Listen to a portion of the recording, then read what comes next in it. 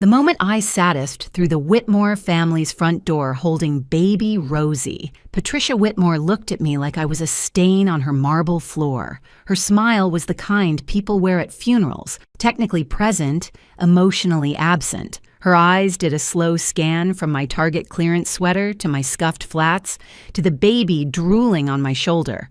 I watched her calculate my entire net worth in 3 seconds flat. Then she said 5 words that made my blood turn to ice. So this is the girlfriend. Not welcome to our home. Not lovely to finally meet you. Just this. Like I was a disappointing appetizer at an overpriced restaurant. Like I was something her son had dragged in from the street. But here's the thing Patricia Whitmore didn't know. Here's what nobody at that dinner table knew. The broke single mom standing in her pristine foyer in yoga pants from 2015. She makes $17,500 a month. The woman Patricia had already dismissed as a gold digger, she was about to become a doctor. And this whole evening, every sneer, every whispered insult, every calculated cruelty Patricia was about to unleash was a test. A test Patricia was failing spectacularly. Let me back up. My name is Bethany Burton. I'm 32 years old, and for the past 8 months, I've been lying to the man I love. Not about the big things, not about my feelings or my loyalty, or the way my heart races when he walks into a room. I've been lying about something most people would consider a good thing.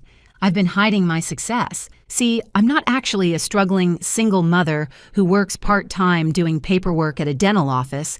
That's just the character I've been playing. The truth? I'm a senior dental prosthetist at Preston and Moore Dental Lab, one of the most respected labs in the city. I'm the person who creates the crowns, veneers, bridges, and dentures that dentists put in their patients' mouths. The precision work, the artistry, the stuff that takes years to master and most people never even think about. When a dentist in this city needs something perfect, and I mean perfect, down to the micrometer, they request me by name.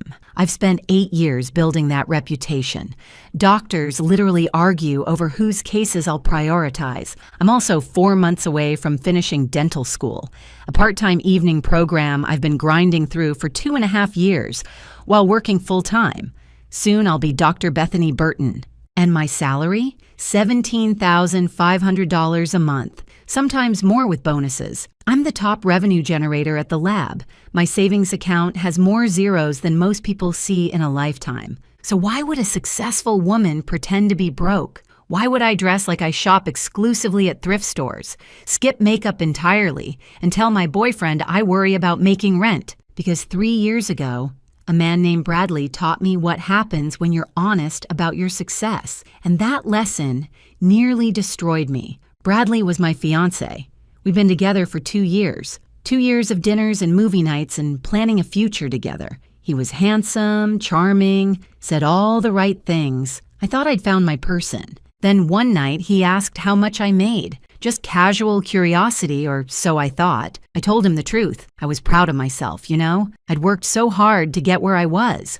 I expected him to be proud too. Instead, I watched his face change. It was subtle at first, a flicker behind his eyes, a slight tightening of his jaw. He said, "Wow, that's great," but his voice had gone flat, cold, and from that moment on, nothing was ever the same. Within a week, he started picking fights about nothing. I was intimidating. I was emasculating. I made him feel like less of a man. He said being with me felt like a competition he was always losing, a competition I didn't even know we were playing. Within a month, he was gone. 3 months after that, he married a waitress named Courtney, posted the wedding photos all over social media. Caption, "Finally found a woman who lets me be a man." I saw those photos at 2 in the morning, alone in my apartment, eating ice cream straight from the container like a walking cliche, and something inside me just broke. For a year after Bradley left, I was a ghost. I went to work, came home, cried, slept, repeat. I stopped going out, stopped answering calls. Most of my friends eventually gave up trying. I don't blame them. I wasn't exactly great company. The only person who stuck around was Tiffany Russo. Tiffany and I had known each other since childhood, but we were never close friends. She was the party girl. I was the study all weekend girl. We had nothing in common. But when I was drowning, Tiffany was the one who showed up at my door with cheap wine and terrible advice. She dragged me out of bed, forced me to eat something besides cereal, remind me that the world existed outside my apartment walls. So when Tiffany got pregnant unexpectedly last year and had baby Rosie, I wanted to return the favor. And when Tiffany realized, pretty quickly, that motherhood wasn't exactly her calling, I stepped in more and more. First, it was a few days a week, then most days, then somehow essentially full-time. I pay Tiffany $800 a month now. She calls it reverse babysitting. She gets money and freedom to keep bartending and living her life. I get Rosie. And somewhere in that arrangement, an idea started forming. A crazy, possibly unhealthy, definitely manipulative idea. What if I used Rosie to test my next relationship? What if I presented myself as a struggling single mom, broke, overwhelmed, nothing to offer financially, and watched how a man treated me? If he could love me when I appeared to have nothing, then maybe, just maybe, he deserved to know the real me. If he couldn't? Well, better to find out before I got my heart shattered again. I perfected the look. Yoga pants with a mysterious stain I never bothered investigating. Sweaters that had seen better days. Specifically, the days of 2018. No makeup, hair in a permanent ponytail, and the bone-deep exhaustion that comes from actually caring for a 10-month-old baby. I called it exhausted chic. Very convincing. Tiffany's parenting style, by the way, was creative. When I first started watching Rosie full-time, I found that baby happily gumming a pickle. Another time, a piece of beef jerky. Once, I'm fairly certain it was pepperoni that had fallen on the floor. That child has survived things that would make a pediatrician faint, but she's healthy, happy, and apparently has an iron stomach. So maybe Tiffany was onto something. Probably not, but maybe. I met Graham 8 months ago at a coffee shop. I was holding Rosie, who was doing that adorable baby thing where they grab at absolutely everything within reach. Graham was in line behind me. When Rosie knocked my coffee right out of my hand and it splashed across the floor, I wanted to disappear. I was exhausted, embarrassed, and covered in lukewarm latte. But Graham, he laughed, not at me, with the situation. He helped me clean up, insisted on buying me a replacement, and asked if he could sit with us. He saw a tired single mom in cheap clothes with a fussy baby, and he stayed anyway. Over the next 8 months, Graham proved himself over and over. He never made me feel bad about my situation. He paid for dinners without making it awkward. He showed up with diapers and formula just because. He looked at Rosie like she was already his daughter. I told him I worked part-time doing paperwork at a dental office. Filing, scheduling, nothing exciting. I told him Rosie's dad wasn't in the picture, but he sent a little financial help sometimes. I told him we were managing, but it was tight. Graham believed every word, and he loved me anyway. 3 weeks before the dinner from hell, Graham got nervous and excited in a way I'd never seen. He said his family wanted to meet me. "This is a big step," he told me, squeezing my hand. "I want them to know how serious I am about you." I should have been thrilled. Instead, I felt ice forming in my stomach because I'd heard about Patricia Whitmore, Graham's mother, the woman who had apparently sabotaged 3 of his previous relationships, the woman who believed her son deserved better than whoever he actually chose. I was walking into enemy territory, and I was walking in disguised as the exact type of woman Patricia would despise most. My phone buzzed. A text from Tiffany. "Hey, my parents are asking about Rosie again. They want to visit next month. This is getting complicated." I stared at the message. Tiffany's parents lived in Florida. They'd been making noise about their granddaughter for months, questioning whether Tiffany was fit to be a mother. They weren't entirely wrong.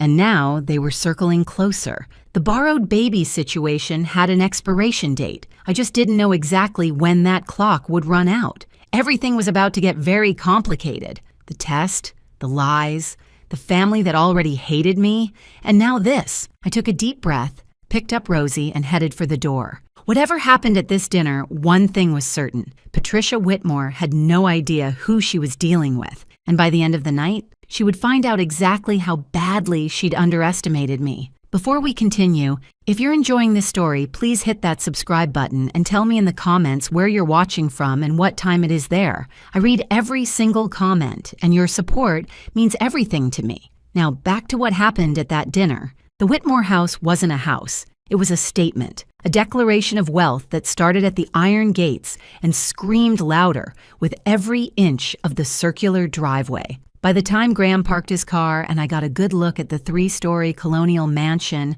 with its perfectly manicured hedges and fountain, yes, an actual fountain, I understood exactly what kind of family I was dealing with. The foyer had a chandelier bigger than my first car. Actually, bigger than my first and second car combined. The floors were marble.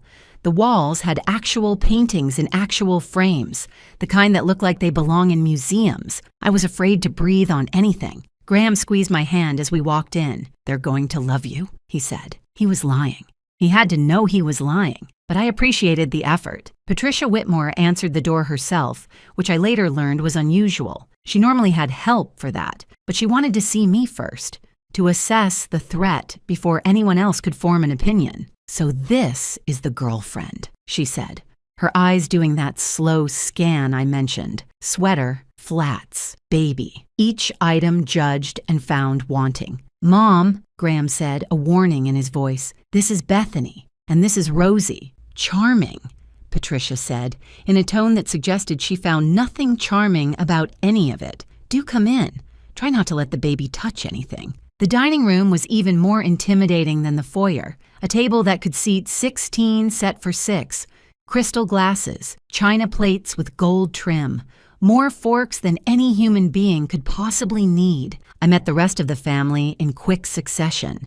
Randall Whitmore, Graham's father, was a quiet man with observant eyes. He shook my hand, said, "Nice to meet you," in a way that seemed genuine, and then retreated into silence. I got the sense he saw everything but said nothing. Sloan Whitmore, Graham's 29-year-old sister, looked at me like I was an invasive species. She was overdressed, over-made up, and underimpressed. She called herself a lifestyle influencer and had 12,000 followers, most of whom, I suspected, were bots. When she saw Rosie, she wrinkled her nose. "Oh, you brought the baby." She said it the way you'd say, "You brought the cockroach," or "You brought the tax auditor." And then there was Nana June, Graham's grandmother on his father's side, 78 years old, sitting at the end of the table like a queen surveying her kingdom. She didn't say much at first, but her eyes were sharp. She watched everything with the intensity of someone keeping score.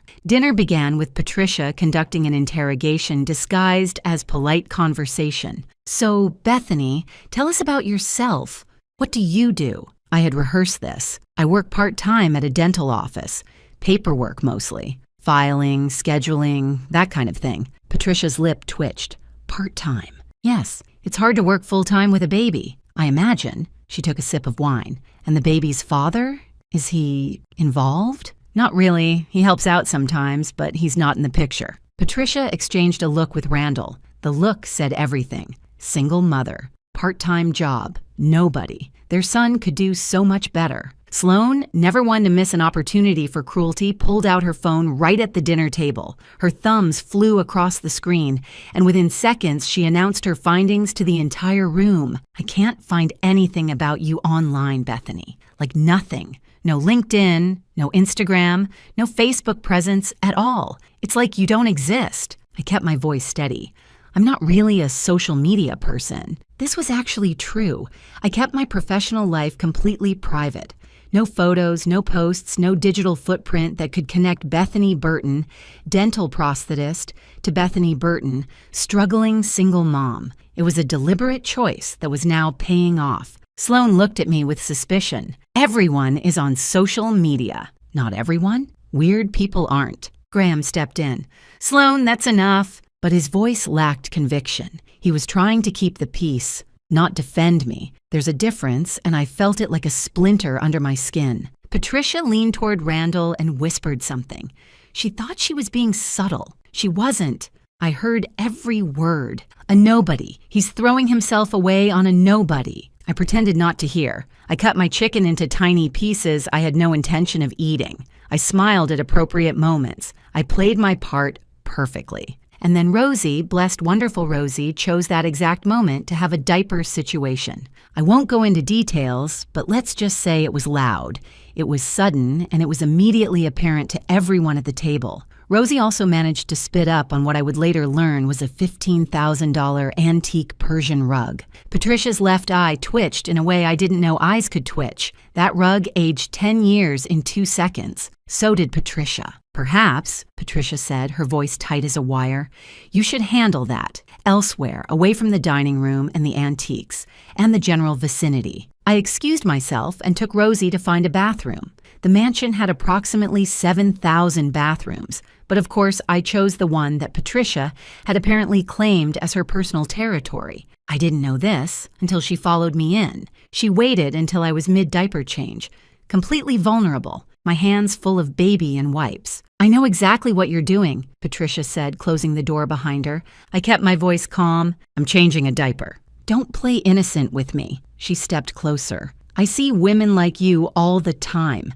You find a successful man, you trap him with a baby that's probably not even his, and you ride that meal ticket for the rest of your life. My blood was boiling, but I kept my hands steady. Rosie needed me calm. Rosie is not Graham's baby, I said. She's mine, from a previous relationship. Even worse, you're bringing another man's child into my son's life. Baggage, that's what you are. Baggage with a diaper bag. I could have destroyed her right then. I could have told her exactly who I was, how much I made, how many doctors begged for my work. I could have watched her face crumble as her assumptions shattered, but I didn't, because the test wasn't over, and Patricia was proving exactly why I needed to run it in the first place. Graham loves me, I said simply, and I love him. Patricia laughed. It wasn't a nice laugh. Graham is infatuated. He thinks he's rescuing you. It's a hero complex, nothing more. When the novelty wears off, he'll see you for what you are. And what is that? She smiled, cold and sharp. Temporary. She left me alone in that bathroom, hands shaking with rage, Rosie looking up at me with innocent eyes. When I returned to the dining room, I saw a text notification on my phone from my colleague at the lab. Emergency! The Morrison case! The $40,000 full mouth reconstruction. Dr. Preston says only you can fix it. Triple overtime if you come in tonight. My heart sank. The Morrison case was huge, the kind of project that built reputations, the kind of opportunity that didn't come often. I texted back, can't tonight. Family thing. The reply was immediate. Bethany, this is a career-defining case. Are you sure? I looked at Graham across the table. I looked at Patricia's smug smile. I looked at Rosie in my arms. I'm sure, I typed. Handle it without me. I was sacrificing my career for a test, and I still wasn't sure if it would be worth it. The rest of dinner passed in a blur of subtle insults and pointed silences. By the time we left, I was emotionally exhausted. Graham kept apologizing in the car. They just need time to warm up to you.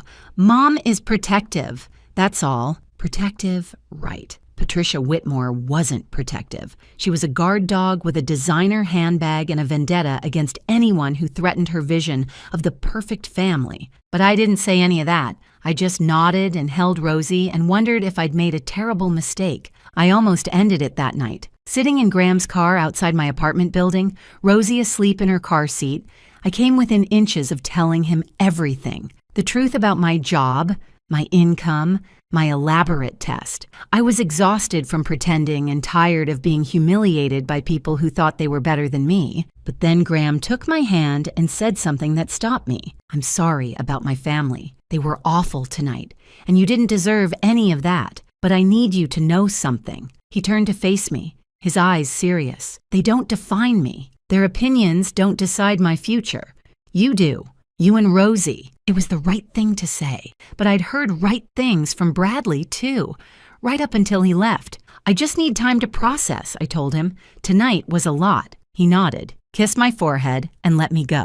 2 days later, Graham's family threw a small gathering at the mansion, a casual get-together, he called it. I wasn't sure I wanted to go, but Graham was so hopeful that I couldn't say no. The casual get-together was not casual at all. It was another production, another opportunity for Patricia to remind me of my place. But something unexpected happened that night, something that changed everything. I was standing on the back patio, away from the crowd, watching the sunset and questioning all my life choices, when Nana June appeared beside me.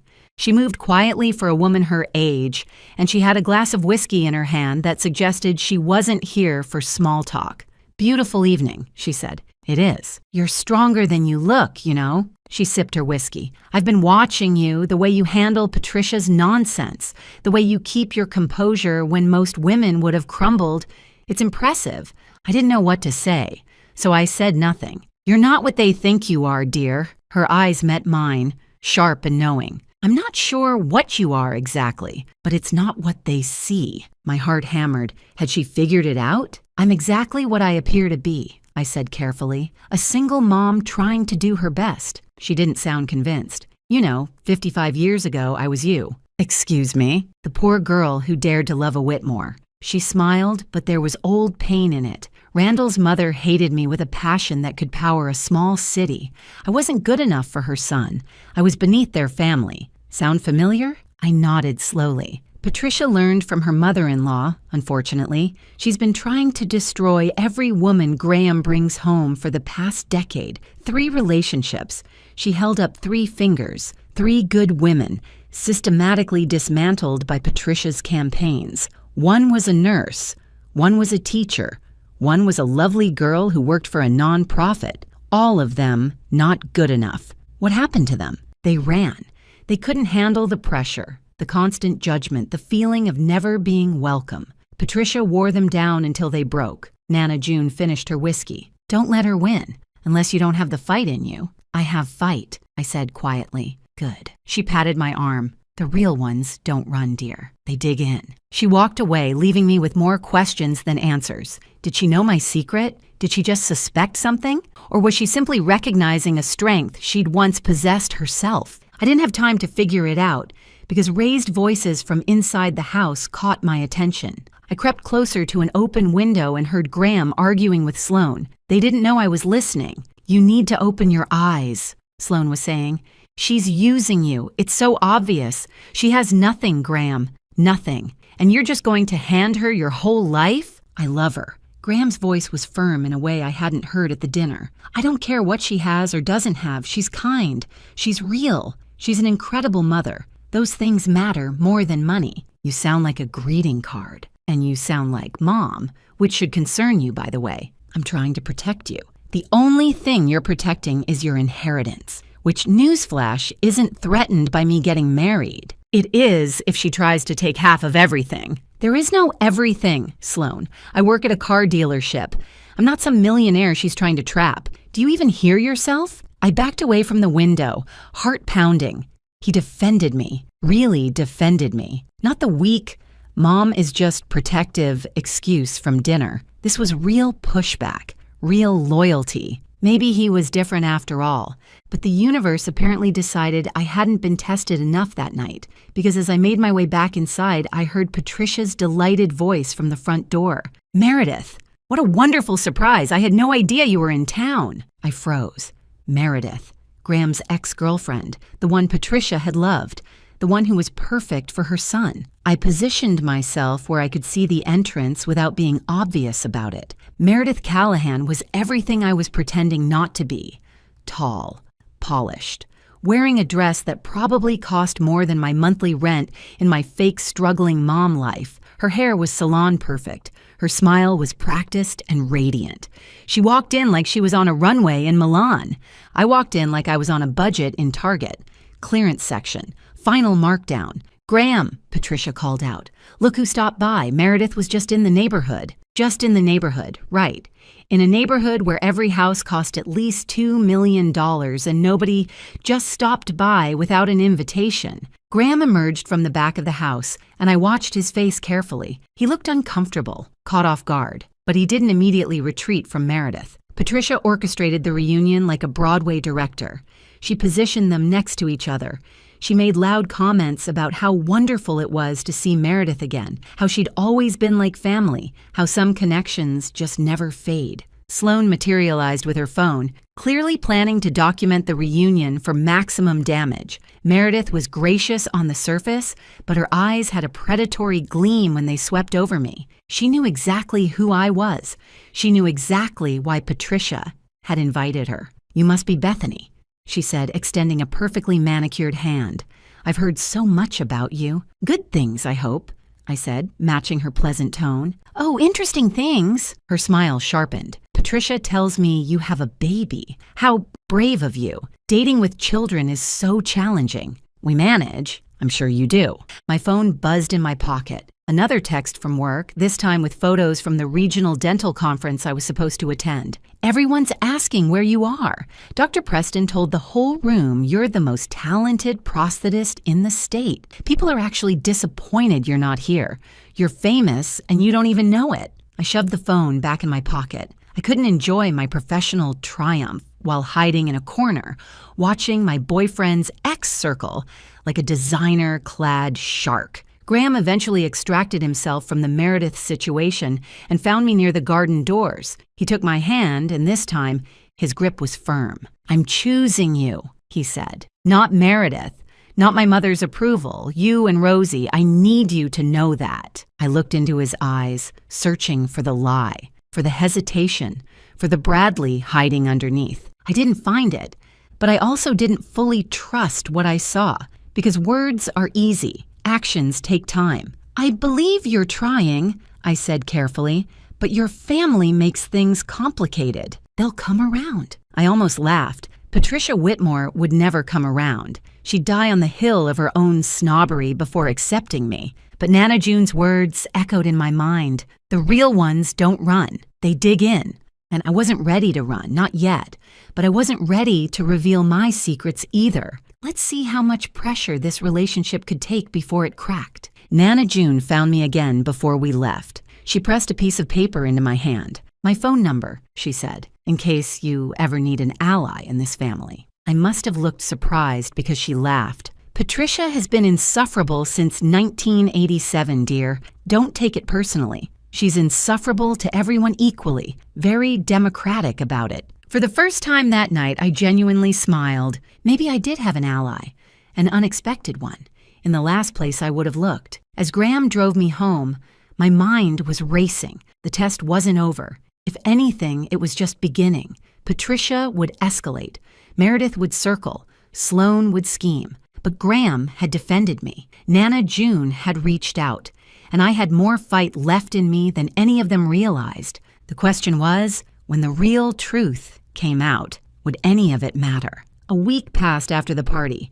A week of Graham being extra attentive, extra apologetic, extra everything. He brought me flowers. He brought Rosie a stuffed elephant she immediately tried to eat. He took us to the park, to dinner, to anywhere that wasn't his family's mansion. He was trying so hard, and I was running out of reasons to doubt him, but I needed one more test, one final push to see what he was really made of. If Graham could handle me at my absolute lowest, not just poor, but desperate, then I would know for certain. I would tell him everything, and we'd build something real together. If he couldn't, well, better to find out now than after I'd given him my whole heart. So I created a crisis. We were sitting on my couch, Rosie playing on a blanket between us, when I took a deep breath and started the performance of my life. "Graham, I need to tell you something." I made my voice shake. Not hard to do when you're about to test the man you love. "I'm in trouble." His face immediately shifted to concern. "What kind of trouble?" "Financial trouble. Rosie's dad. He stopped sending money completely. He blocked my number. I tried calling from a different phone and he hung up." I let my eyes fill with tears. Real tears, actually, because the stress of this whole situation was getting to me. I don't know how I'm going to make rent next month. I've been doing the math over and over, and it just doesn't work. Graham didn't hesitate, not even for a second. "Move in with me." I blinked. "What?" "Move in with me. Both of you. Tomorrow, if you want." He grabbed my hands. "I have a 2-bedroom apartment. Rosie can have her own room. You won't have to worry about rent anymore. I'll take care of everything." "Graham, that's a huge step. We've only been together 8 months. 8 months is long enough to know. His eyes were intense, sincere. I love you, Bethany. I love Rosie. I don't care about timelines or what's appropriate. You need help, and I want to help. It's that simple. I stared at him, searching for the catch, the hesitation, the tiny flicker of doubt that would tell me he was just saying what he thought he should say. I didn't find it. Are you sure? I pressed. Your family would hate it. Your mother would have a stroke. Graham actually laughed. My mother has a stroke every time I don't do exactly what she wants. She'll survive. And honestly, this isn't about her. This is about us. You, me, and Rosie. That's my family now. My heart cracked open a little. This was exactly what I'd been hoping to hear. But hope is a dangerous thing when you've been burned before. Let me think about it, I said. It's a big decision. Take all the time you need, but know that the offer stands. Today, tomorrow, next month, whenever you're ready. He kissed my forehead and held me close, and I felt like the worst person in the world for testing him like this, but I wasn't done yet. 2 days later, Graham called me with news. My mom wants to have a family meeting tomorrow night. Okay, what time should I be there? Silence. Graham, she didn't invite you. His voice was tight with anger. I told her that was unacceptable, but she insisted it was family only. I'm sorry, Beth. I tried. It's fine. It wasn't fine, but it was expected. Go, see what she wants. You can tell me everything after. What Graham didn't know was that I already had an inside source. Nana June called me that afternoon. Patricia's planning an ambush, she said without preamble. She's been making calls all week, gathering ammunition. I think she's going to give Graham an ultimatum. What kind of ultimatum? You or the family. That's Patricia's favorite weapon. She's used it before. My stomach dropped. What should I do? Nothing yet. Let her show her cards. And don't worry, I'll be there. Recording everything. Recording? Dear, I've been documenting Patricia's nonsense for years. I have an entire folder on my phone. I call it the Patricia Files. Very thorough. Excellent audio quality. I laughed despite myself. Nana June, you're something else. I'm a survivor. Now go take care of that baby and let me handle reconnaissance. The family meeting happened the next evening. I sat in my apartment pretending to watch television, actually staring at my phone waiting for updates. At 9:47 p.m., Nana June sent me a video file.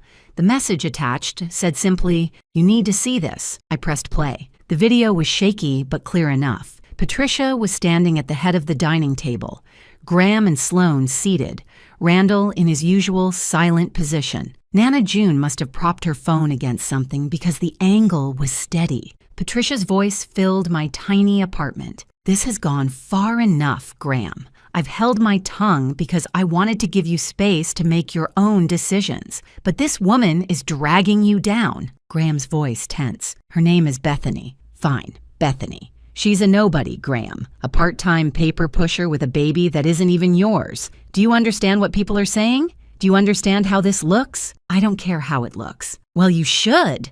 Patricia's voice rose. You're a Whitmore. That name means something in this community, and you're throwing it away on a woman who can't even afford to dress properly. Sloane chimed in. Honestly, Graham, she's embarrassing. Did you see her at the dinner? She looked like she got her outfit from a donation bin, and the baby spit up on the Tabriz rug. Do you know how much that rug cost? More than your contribution to this family in the last 5 years, I'm guessing, Graham shot back. Don't be cruel, Patricia snapped. We're trying to help you see clearly. No, you're trying to control me, like you always do, like you did with Sarah and Michelle and Rebecca. My ears perked up. The 3 women Nana June had mentioned, the ones Patricia had destroyed. Those women weren't right for you, Patricia said smoothly, and neither is this one. But I'm willing to make you a deal. I don't want your deals. Listen anyway. Patricia leaned forward, her voice turning calculating. If you're so attached to the child, fine. Keep her. Get custody.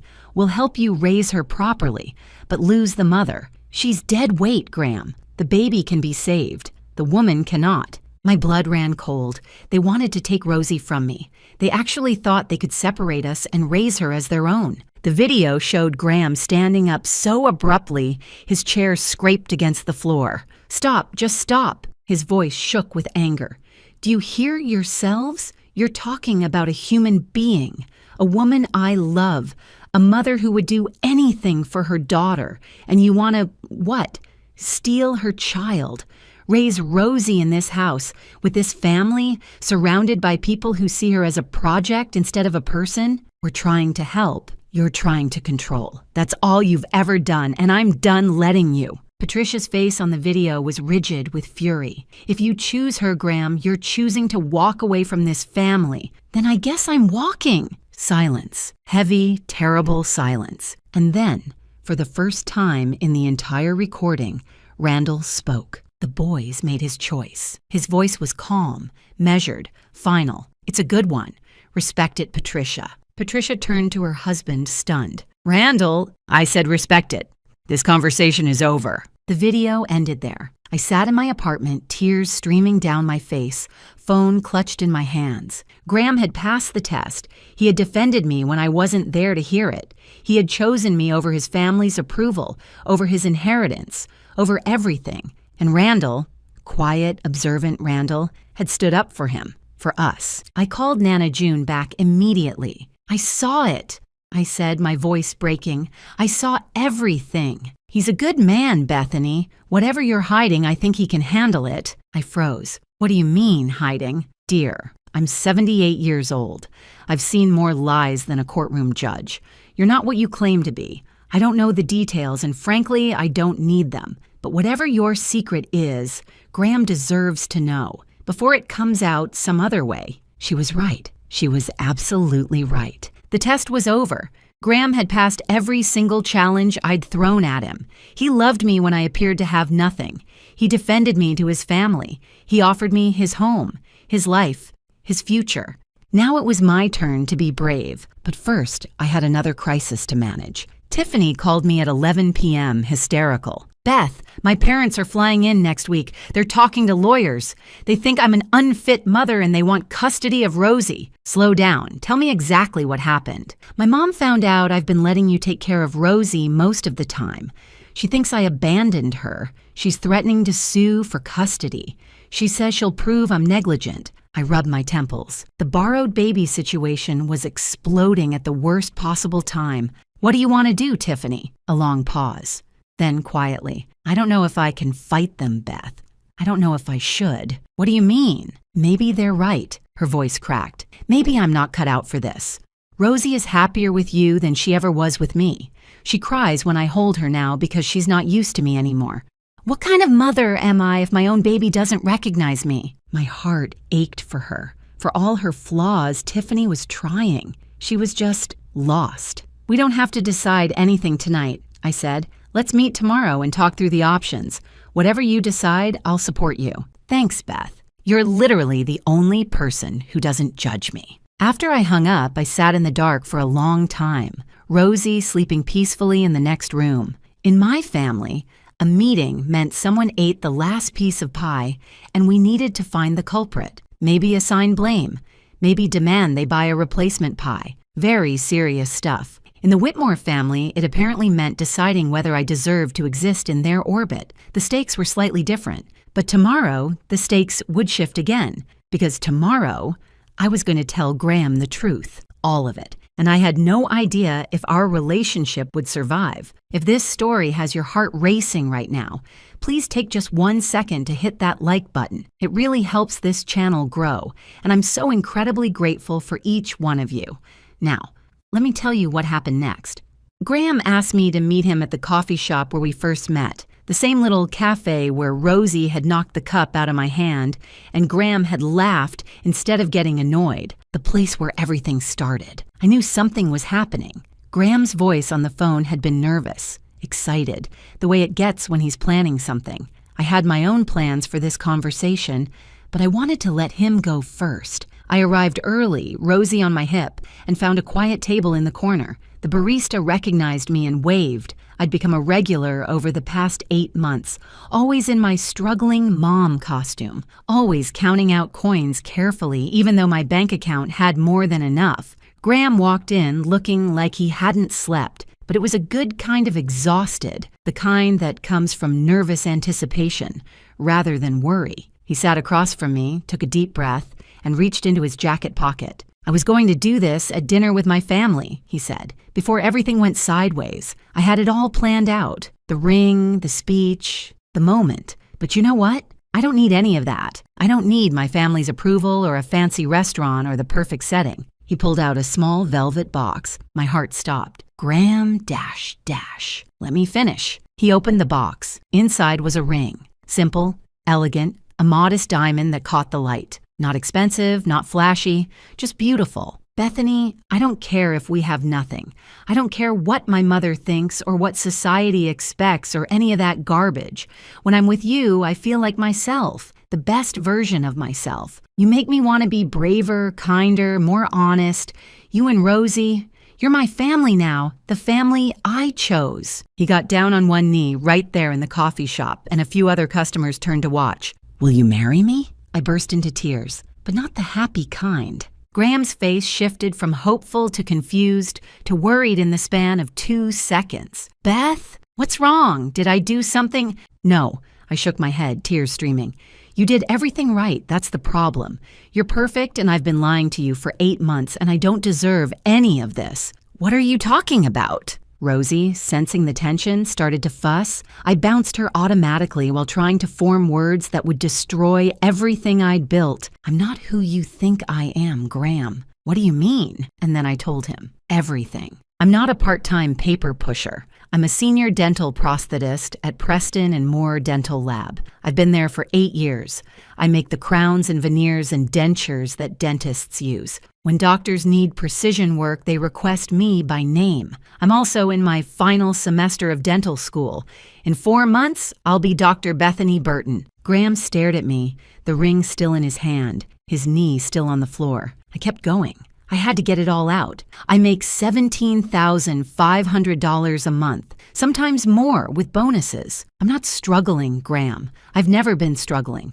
I have more money in savings than most people make in 3 years. I don't understand. He slowly stood up, the ring box closing in his palm. Why would you lie about that? Because 3 years ago, I was engaged to a man named Bradley. We were together for 2 years. When he found out I made more money than him, he couldn't handle it. He said I was intimidating and emasculating. He left me for a waitress and married her 3 months later. Graham's expression shifted from confusion to something softer, understanding maybe, or the beginning of it. I was devastated, I continued. It broke something in me. It made me think my success was a character flaw, that I needed to hide who I was to be loved. So when I met you, I created a test. I wanted to see how you would treat a woman you thought had nothing. If you could love me when I appeared to be broke and struggling, then you deserve to know the real me. A test. His voice was flat. Our entire relationship has been a test. Yes. Silence stretched between us. The coffee shop noise faded to a distant hum.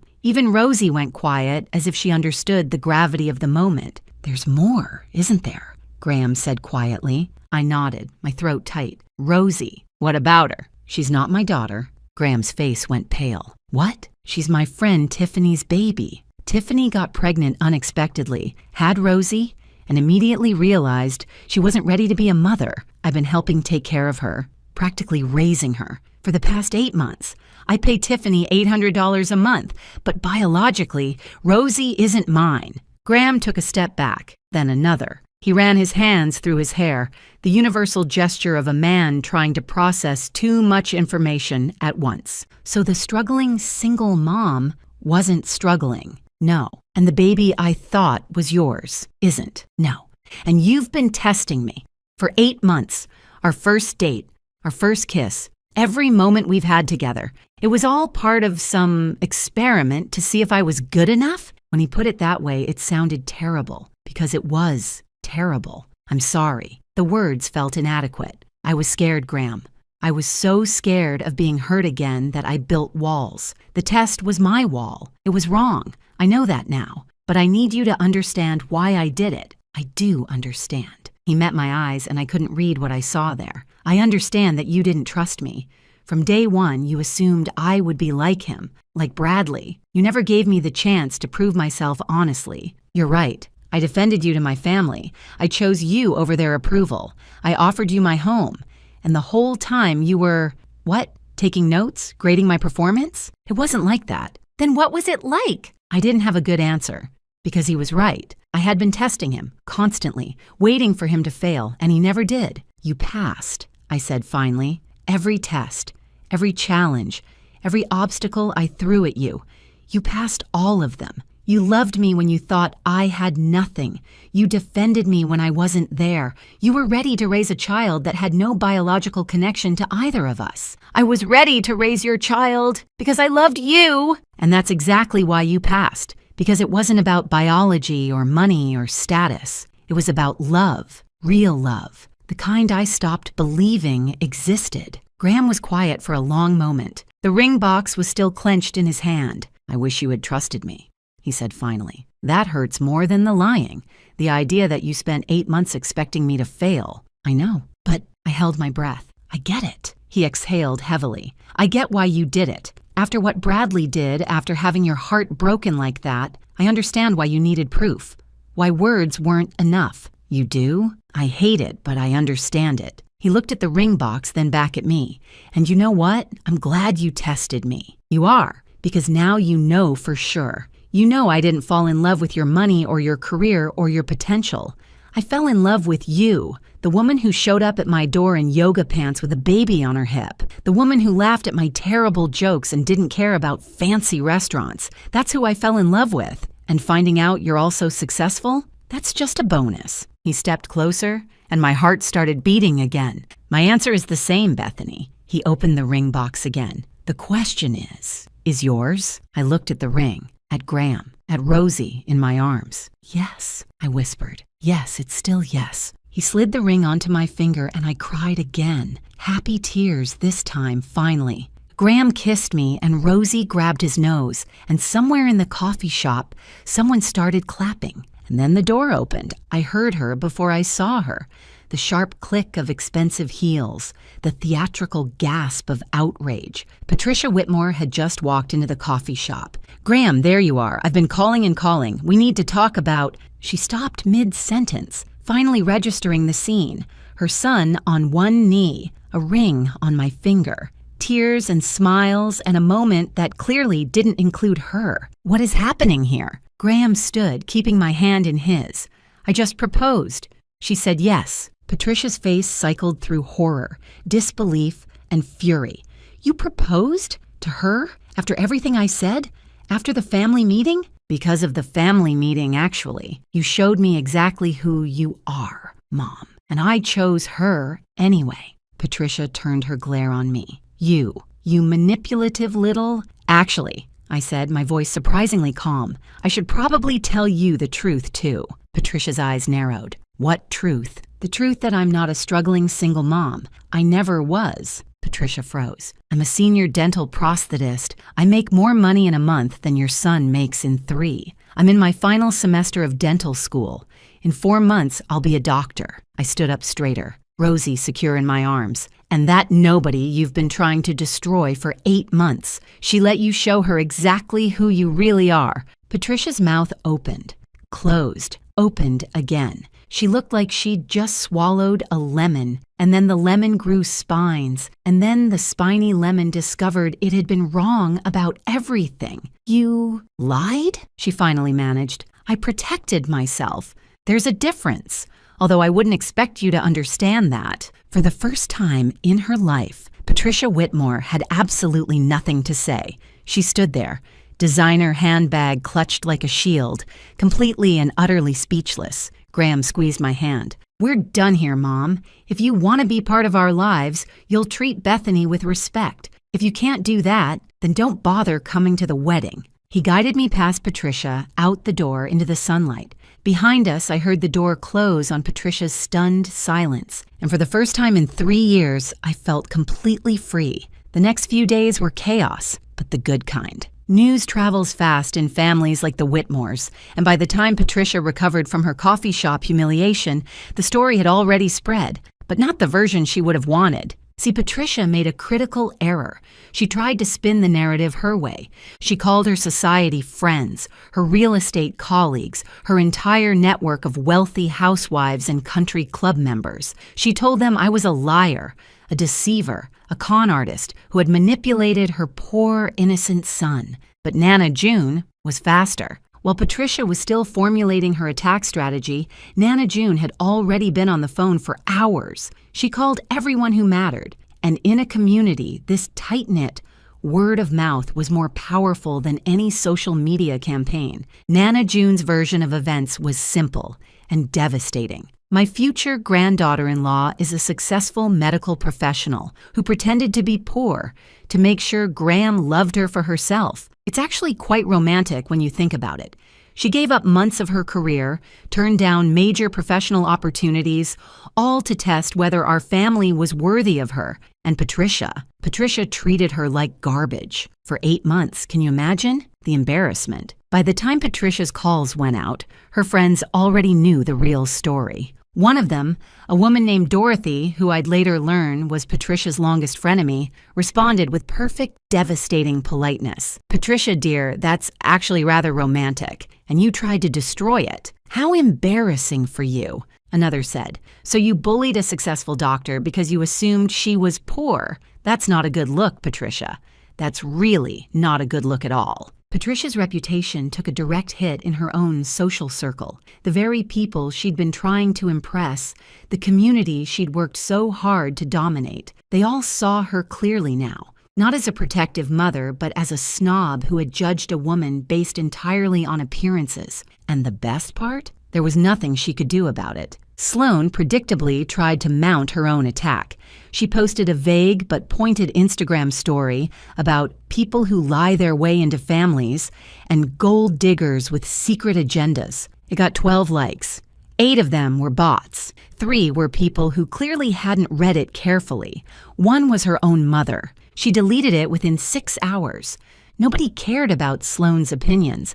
Nobody had ever cared about Sloane's opinions, and watching her realize that in real time was its own kind of justice. Randall found me 2 days after the proposal. I was at Graham's apartment helping him reorganize to make room for me and Rosie when the doorbell rang. I opened it to find Graham's father standing there, looking uncomfortable, in the way men of his generation often do when they're about to express emotions. "May I come in?" Of course. He stepped inside, looked around at the boxes and the baby gear and the general chaos of a life in transition. Then he looked at me. "I owe you an apology." "For what?" "For not speaking up sooner, at that dinner, and all the times after. I watched Patricia treat you terribly, and I said nothing. That was cowardice." I didn't disagree, but I also didn't pile on. "You spoke up when it mattered, at the family meeting. I should have spoken up long before that." He paused, choosing his words carefully. "Patricia has always been